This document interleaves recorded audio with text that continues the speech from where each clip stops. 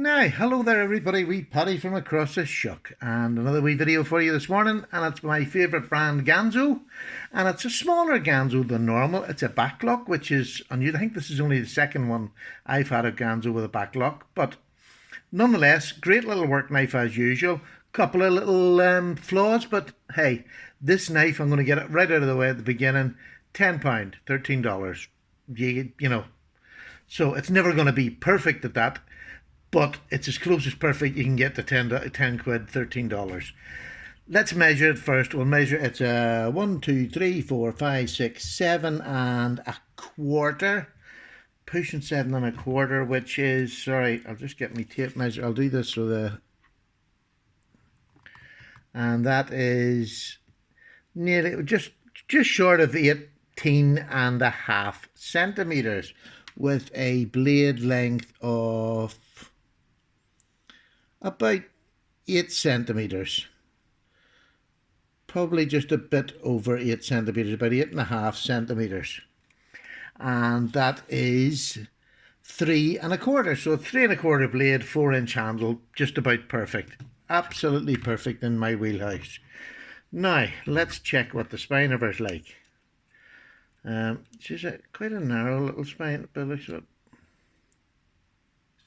that narrow. I'm having to look around the camera, sorry. No, that's a full 1/8. It's 3 millimeters, so that's a good size blade for that little knife. Look at that swedge at the end of that. It is absolutely stunning, isn't it? Look at that. Isn't that a beautiful blade shape? Absolutely beautiful. Now, it's a wee backlock, but it's one-handed operation. It's got a bit looser now. It was quite tight when I first got it. Now, let's give her a weight and see what weight she is. We're in ounces first, and it is 3.6 ounces. And in them funny measurements, 103 grams. So, that's that all out of the way. Now, this is not a flick open knife. It folds, it nearly drops. It's getting better. I put that new lube on it, and it's really, really good. The KPL lube, knife pivot lube, sorry, and it is a thumb stud opening, and you can move the thumb stud up and down. I'm trying to open that as it's a liner lock. It's a back lock. It drops down and it's one-handed action, so it is quite stiff. It's not one of these loose little knives that Ganzo are getting famous for now. But the other nice thing with this, because it's a little pen knife, see, you can just pull it there. And that's the way I've tended to open it, to be honest with you, because it's just handy. I'm never in a rush to get my knife open.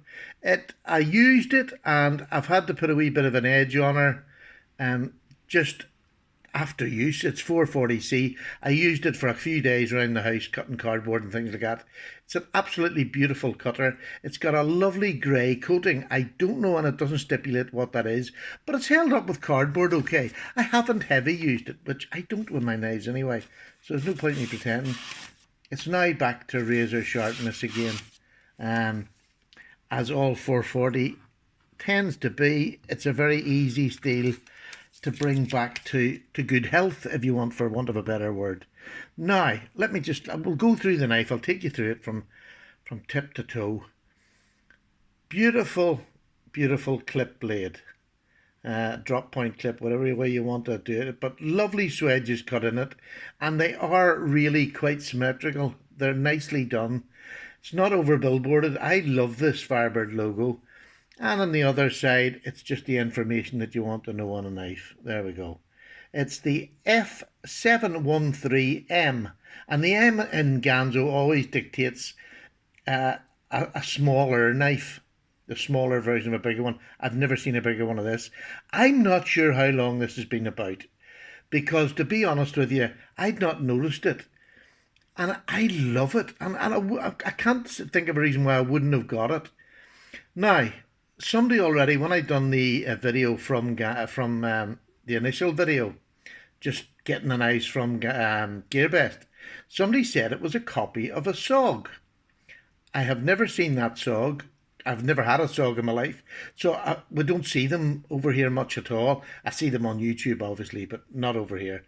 Um, I don't know whether it is. I didn't go looking because I wanted to do my review without um, an outside influence, for want of a better word. It's lovely G10 scales, and this is the odd bit. This metal, the liners protrude out the back, and it says that this hole is for your lanyard. I'm not really sure what size of a lanyard or what the purpose.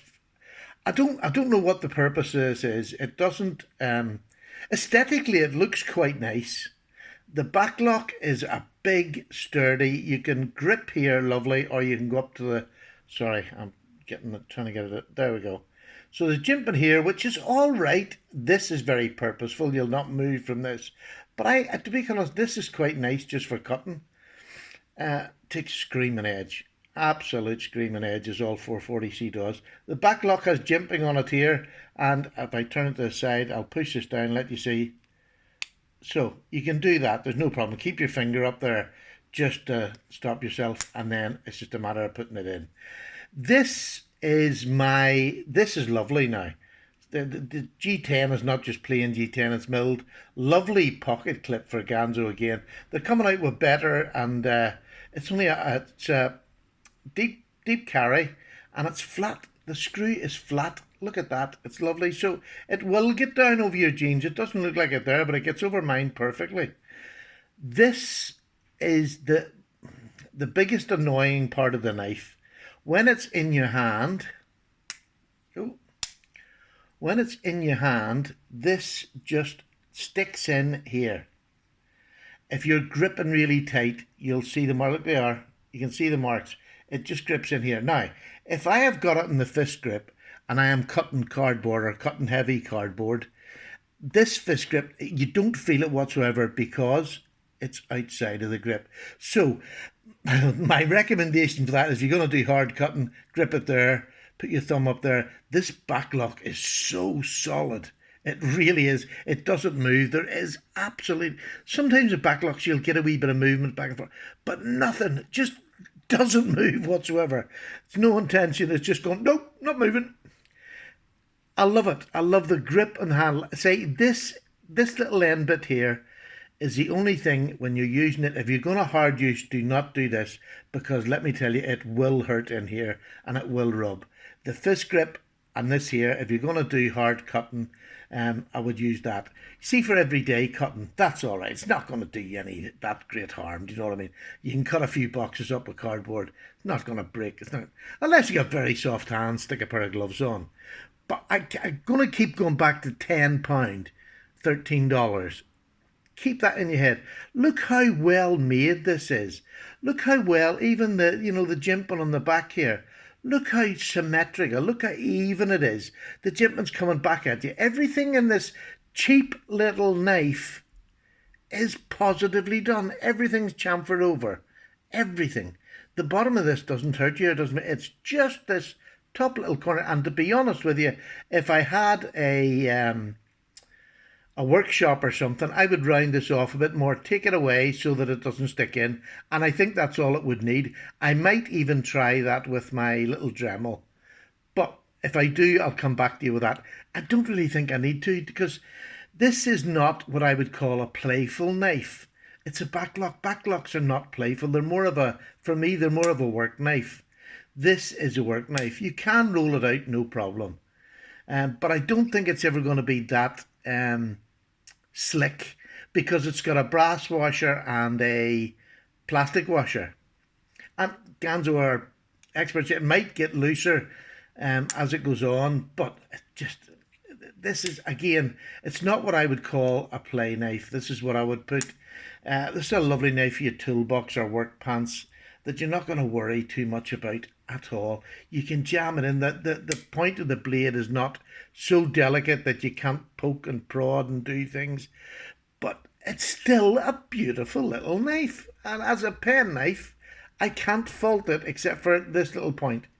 And if that's all you can fault on a $10 knife or a $13 knife, £10 knife, that really is some going in my books. And I just think the way it is made, just knocked out of the park. I genuinely have fallen for this wee knife. Blade shape, everything. I just like every single thing about it. It's just lovely little knife. So, would I recommend this knife? Yes, but beware, I'm recommending it, telling you that this is a wee sore point at the end. If that's going to bother you, well, don't buy it then, do you know what I mean? That would be the simple answer. But if it's not going to bother you too much, when you're in that full grip to do heavy cutting, it doesn't bother you at all. It's just in the lighter grip, you'll feel it in the palm of your hand. If your hands are my size, maybe your hands won't be. So, that's it. I'm not going to tell you any more. It's a real basic good knife, and for a pocket knife, for around the house, for in work or doing things like that, lovely. That it looks too nice to. I see if this was taken off, I would carry this on a regular basis as just a nice pocket knife. If that wee bit was taken off, now I'm going to try that with my Dremel. I think. I don't know.